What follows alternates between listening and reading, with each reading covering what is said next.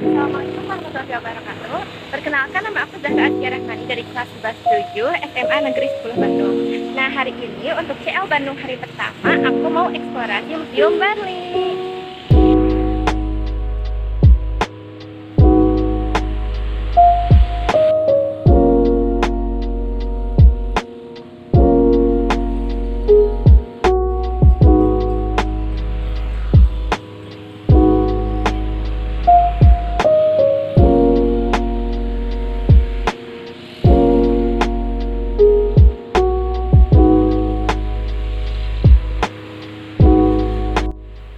Oke teman-teman, sekarang kita mau masuk ke Museum Barlinya.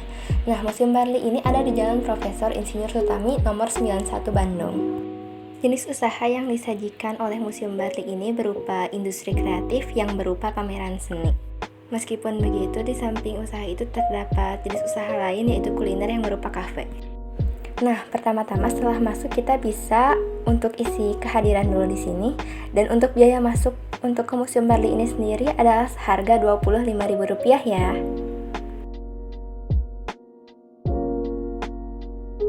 Setelah kita masuk, kita akan diberi penjelasan sedikit terkait Museum Barli oleh Pak Adit Barli.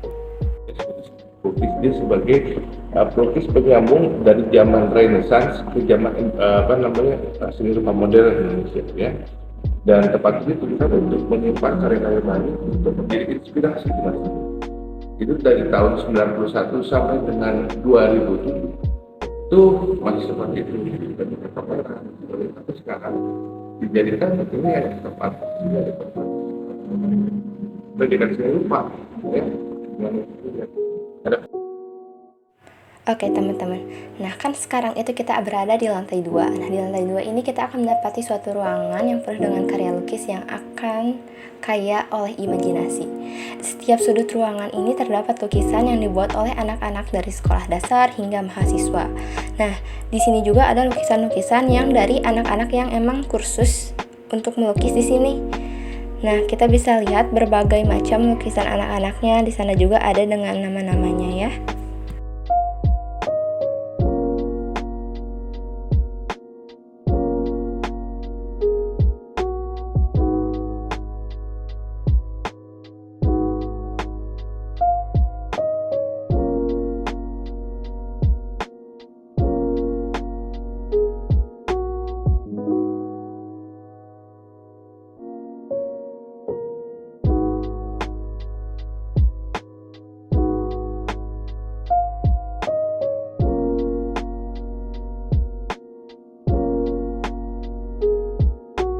Masuk ke bagian lebih dalam lagi, kita juga bisa menemukan ruangan-ruangan lain yang berisi lukisannya di sebelah sini.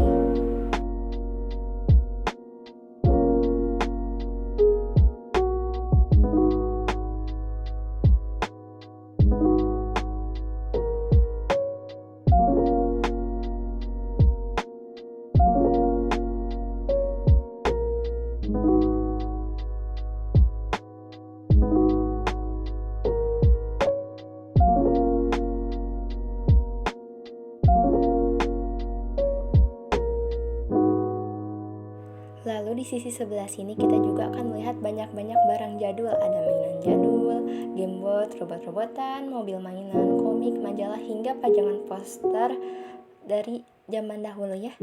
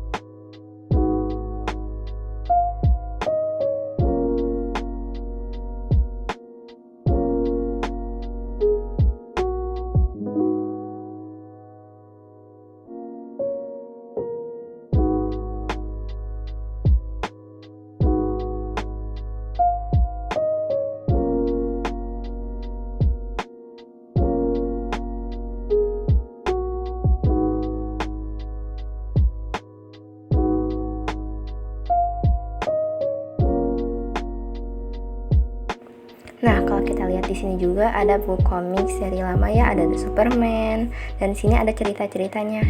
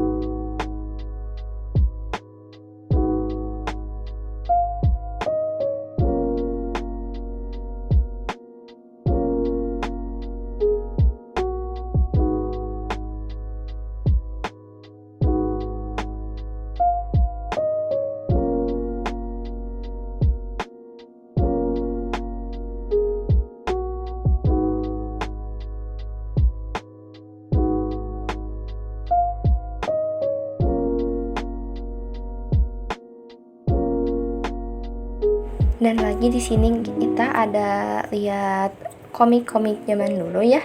Dan kita juga bisa melihat di komik itu masih ada harga-harganya, ada yang 200 perak, 300 perak, seperti di zaman dahulu. Next, kita bakal lanjut ke lantai 3. Nah, di lantai 3 ini kita bakal ngelihat lukisan-lukisan dari ciptaan Barli itu sendiri, oke?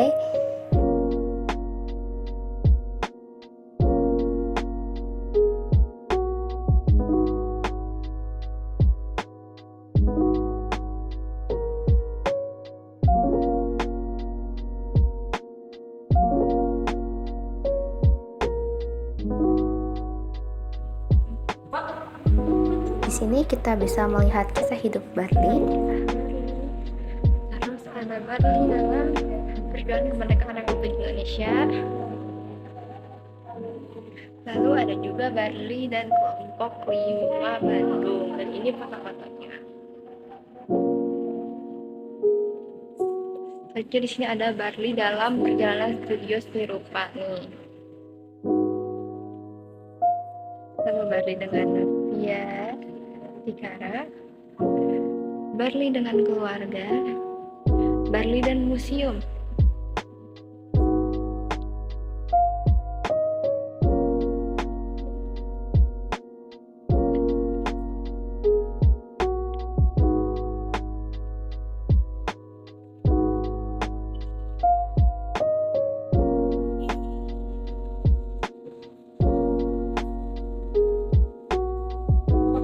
Juga pameran lukisan Barli di Washington.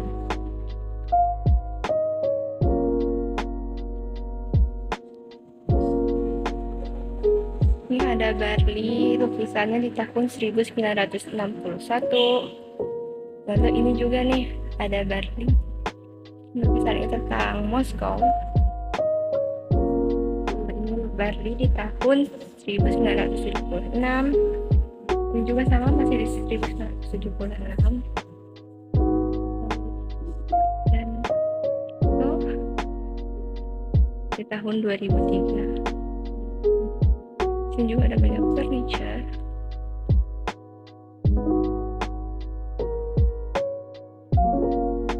Itu Barli di tahun 1963. Dari angkatan pelukis Amerika banyak lukisan Barli lainnya di tahun-tahun yang berbeda. Di sini cenderung tahun 2000 dan 2021. Dan ini masih ada tentang Barli, hanya saja dalam berbagai bahasa. Lukisan lainnya. Barli, lukisan keluarganya mungkin ya. Ininya kan pencapaian. Ya. Kayaknya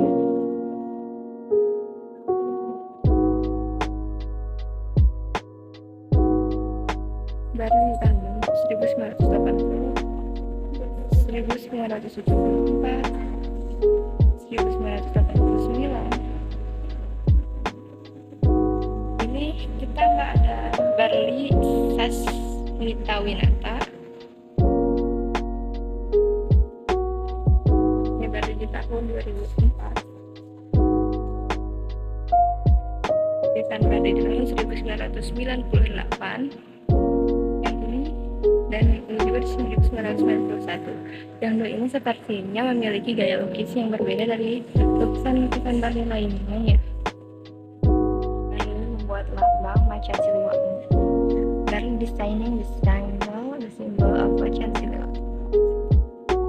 Ini ada di cetak 20 Mei 2002.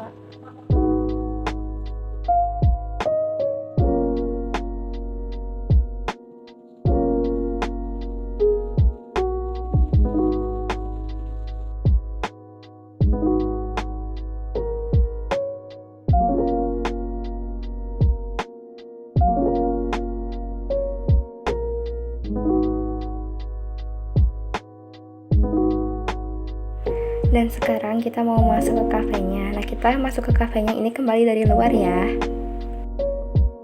Dan tentunya seperti yang bisa dilihat, kafenya ini terletak di lantai 1. Oke, mungkin ini ada sedikit penampakan dari bagian dalam kafenya ya.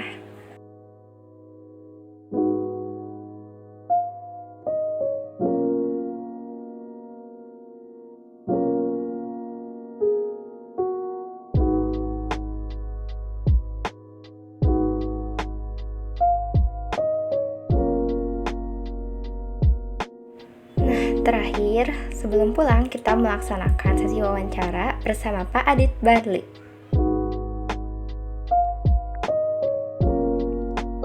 Untuk yang pertamanya Pak, pertanyaan saya itu dari banyaknya pilihan kegiatan usaha, mengapa jenis usaha yang ini yang dipilih Pak? Jadi museum ini, museum ya. Pertama begini, kalau saya bicara mengenai latar belakang saya bukan museum. Ya. Kalau bicara mengenai sebuah yang ada di sini, saya latar belakang sebenarnya yang urusan daripada sendiri sebenarnya. Tapi nggak tahu kenapa, saya juga tidak tahu sebetulnya ketika saya sebesar kalian, saya mau jadi apa saja.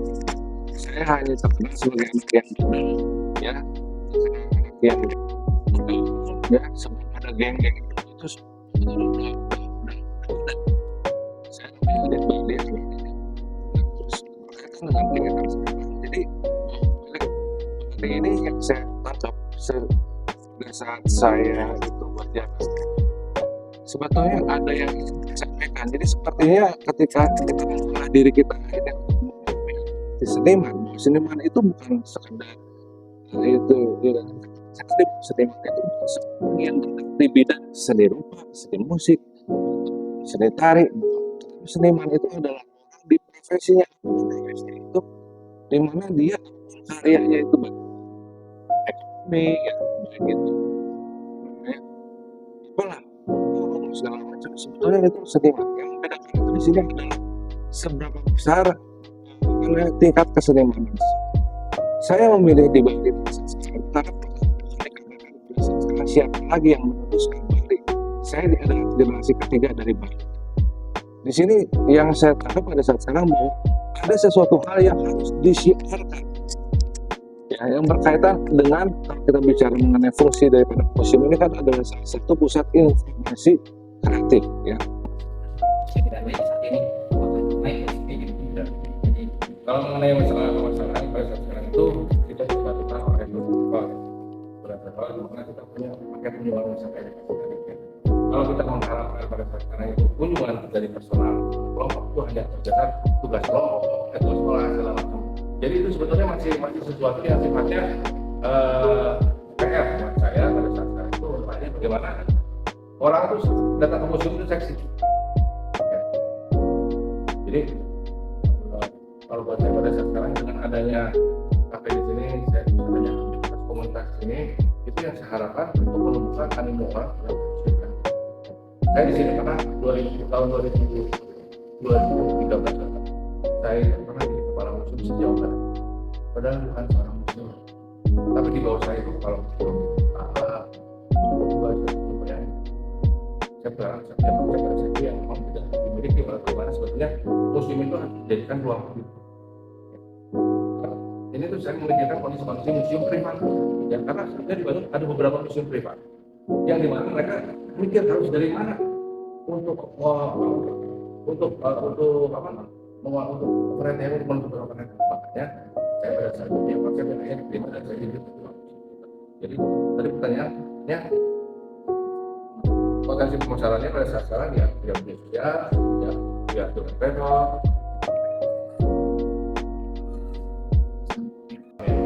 Jadi kita melakukan subsidi silang dengan melakukan aktivitas yang berkaitan nggak jauh dengan kesenian, tapi kesenian itu bukan kita membahas seni rupa, tapi seni kehidupan. Ya bagaimana menumbuhkan jiwa-jiwa yang memang memanfaatkan. Terus kita pun juga di sini punya paket wisata edukasi. Jadi kita menawarkan ke travel di sini kita menerima kunjungan seperti kalian.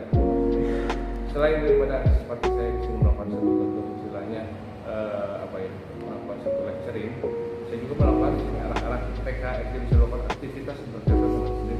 Tujuannya di sini untuk apa? Untuk akhirnya mereka kenal kemampuan diri. Jadi bukan tujuannya mereka bisa melukis tidak, atau tujuannya mereka bisa bikin patung tidak, tapi bagaimana mereka akhirnya bisa kenal dengan kemampuan. Jadi itu adalah sumber-sumber pendanaan balik pada sastra. Diperlukan pada sastra jiwa itu. Oke teman-teman, sekarang kita sudah berada di penghujung video. Nah, jadi kesimpulannya seni tidak hanya berfungsi sebagai sarana ekspresi diri, tetapi juga sebagai media komunikasi, pendidikan, hiburan, dan pengembangan kreativitas. Seni juga dapat tercermin dalam kehidupan sehari-hari kita. Seni dalam kehidupan manusia ikut mendidik manusia dan masyarakat menjadi beradab agar kehidupan manusia menjadi lebih harmonis. Seni menjadikan manusia berbudi luhur.